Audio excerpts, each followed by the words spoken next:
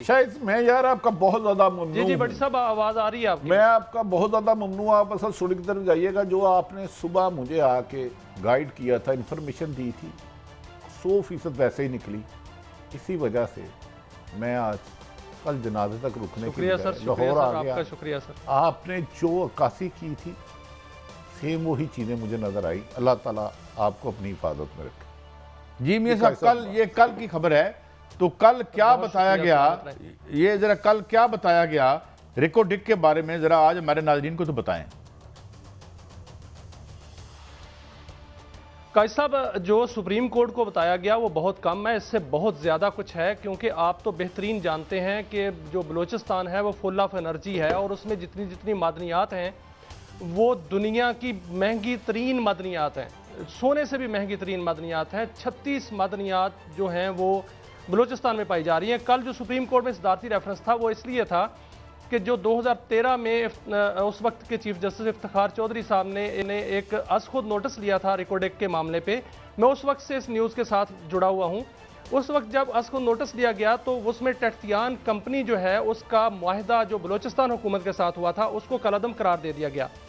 और इस वक्त जो है वो एक नया कानून बनाया गया है जो कि रिकोडेक का फिर ठेका जो है उसी कंपनी को दिया जा रहा है जिसका नाम टेख्तियान कंपनी है। और टेख्तियान कंपनी जो है वो एक बहुत सी कंपनियों का मजमुआ है जो कि पाकिस्तान से सोना ले जाकर चिल्ली में रिफाइन करेगी और वहाँ से जितना सोना जो है हमारे हिस्से का बनेगा वो देगा और जितना उनका हिस्से का बनेगा उनके पास जाएगा। लेकिन हैरत अंगेज़ बात यह है कि सुप्रीम कोर्ट को यह बताया गया कि 104 अरब डॉलर का मुनाफा होगा पाकिस्तान को इस रिकोडेक से, और ये बहुत कम है काजी साहब, क्योंकि वहाँ पर जो सोने के ज़खायर हैं वो इतने हैं कि सोना जो वहाँ पर सिर्फ रिकोडेक में 2 करोड़ टन सोने के ज़खायर हैं और 1 करोड़ 20 लाख टन जो है वो तांबे के ज़खायर हैं।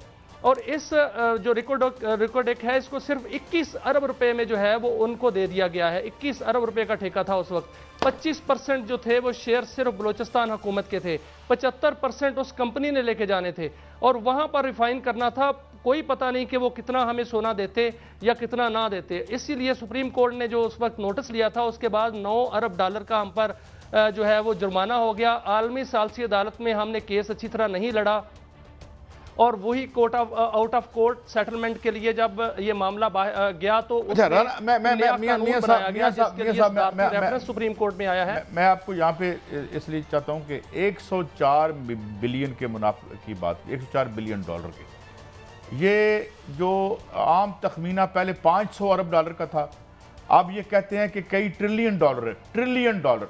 और ये हमें नाज़रीन ये भी ज़हन में रखिएगा कि हमारी टोटल मैशत 300 बिलियन के खजल होती रहती है, 300 बिलियन डॉलर की है। वतन अजीज़ की पूरी जो कीमत आलमी मंडी में है वो इतनी है। जनाब मियाँ शाहिद साहब, 750 अरब डॉलर से लेके 1 ट्रिलियन डॉलर के ये ज़खायर हैं, 1 ट्रिलियन। और 1 ट्रिलियन जो है वो कितना होता है, 1000 अरब डॉलर का ट्रिलियन होता है। तो ये कौन लोग हैं जो हमारे हुक्मरान हैं, और कोई शर्मो हया कहीं नजर आती है आपको मियां शाहिद साहब? काजी साहब, जो पाकिस्तान के वसाइल हैं ना, अगर बलूचिस्तान के वसाइल पर तवज्जो दे दी जाए तो पाकिस्तान ना सिर्फ तरक्की की मनाजिल तय कर सकता है बल्कि पाकिस्तान जो है वो अपने पड़ोसी ममालिक को कर्जा भी दे सकता है और बहुत से ममालिक को पाल भी सकता है। और सिर्फ बलूचिस्तान के वसाइल की बात कर रहा हूँ। लेकिन पाकिस्तान में वसाइल की कमी नहीं है काजी साहब।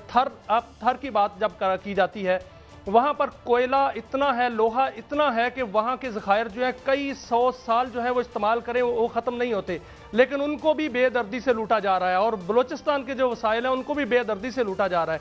ये जो मुआहदा हुआ था ये लूट मार का मुआहदा था उस वक्त। अभी जो सैंडिक है या रिकोडेक है, अभी भी खदशात ये हैं कि अभी भी अगर कंपनी उसी शराइत पर जो है वो मुआहदा किया गया तो वो इंतहाई गलत होगा पाकिस्तान के लिए। अच्छा, या एक मिनट रुकिएगा, मैं भट्टी साहब को, और हमारा बहुत मियां साहब हमारे साथ ही रहना आपने।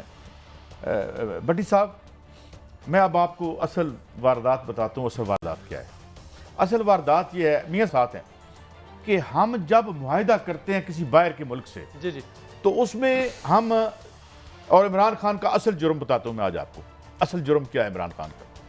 जुर्म उसका ये है कि हमारे कोई 55 या 60 के करीब मुआहिदे थे जिसमें हमने हाथ से लिख के दे दिया कि आप जो लोग यहाँ आके हमारी ज़खायर में बैठे हैं, अगर आपका और हमारा कोई झगड़ा हुआ तो ये वर्ल्ड बैंक या IMF की अदालत में जाएगा। ये जो रिको टिक्का झगड़ा था जिसमें हमें $9 बिलियन का टीका लगा, खान साहब का सबसे बड़ा जुर्म ये था कि उन 56 मुआहिदों में से 33 उन्होंने कैंसिल कर दिए कि अगर बाहर की इन्वेस्टर कंपनी का और हमारा कोई झगड़ा हुआ तो पाकिस्तान की अदालत देखेगी। 33 का वो कर चुके थे। अच्छा मियां साहब, मैं आपकी रहनुमाई चाहूँगा क्योंकि इसमें आपकी रिसर्च चल रहा है। ज़रा आसान लफ्ज़ों में बताएं आम शहरियों को कितने ज़खायर है, कितने में ये बेच रहे हैं और कितने के बिक सकते हैं आसान पाकिस्तानी रुपये में। ये बिलियन डॉलर, ये तो कारी साहब जैसे साहिब इल्मों का काम है। मेरे और आप जैसे आम आदमी हो जो फुटपाथ पे बैठा है उसे बताएं ज़रा। भट्टी साहब, 400 किलोमीटर में जो रेकोडेक का इलाका है वो 400 किलोमीटर में है, और उस इलाके में सिर्फ जो सोना और तांबा है, बाकी धातुओं की मैं अभी बात नहीं कर रहा, वो 770 अरब रुपए का डॉलर का पहले तखमीना लगाया गया था, और अब एक $1 ट्रिलियन का जो है वो तखमीना लगाया गया है।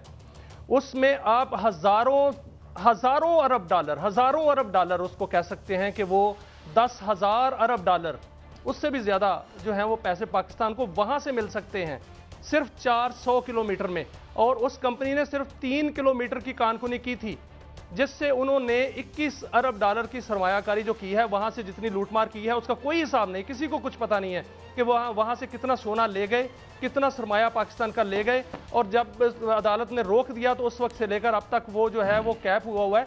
लेकिन वहाँ पर इतनी महंगी दातें हैं भट्टी साहब कि वहाँ पर जो स्पेस टेक्नोलॉजी में इस्तेमाल होती हैं वो भी दात बलोचिस्तान में मौजूद है।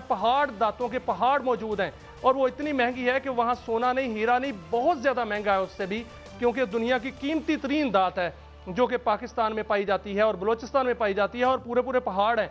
लेकिन उससे फ़ायदा नहीं उठाया जा रहा। अगर सिर्फ और सिर्फ माहिरीन कहते हैं कि 5 साल पाकिस्तान के जो वसाइल हैं बलूचिस्तान में वहाँ एक्सप्लोर कर लिए जाएं तो पाकिस्तान के कर्जे नहीं, पाकिस्तान के कर्जे तो बहुत कम है उस मुकाबले में, पाकिस्तान के कर्जों से ज़्यादा, कहीं ज़्यादा पाकिस्तान जो है वो अमीर हो जाएगा, और बलूचिस्तान के मसाइल क्या ख़त्म होंगे, बलूचिस्तान अरबों से भी ज़्यादा अमीर हो जाएगा। लेकिन वहाँ पर वसाइल को लूटा जा रहा है भट्टी साहब। और जो हमारे ज़मीन के अंदर जो आयल है और हमारे ज़मीन के अंदर जितनी गैस है, शेल गैस, उसको हम नहीं निकाल रहे, हम आयल को नहीं निकाल रहे, बाहर से इंपोर्ट कर रहे हैं। 14 से 17 अरब डॉलर का आयल जो है वो इंपोर्ट हो रहा है, लेकिन हम अपना आयल नहीं निकाल रहे। 3 लाख बैरल आयल जो है वो एक पट्टी से, राजस्थान की पट्टी के पास जो पाकिस्तान की पट्टी है वहाँ से निकल सकता है।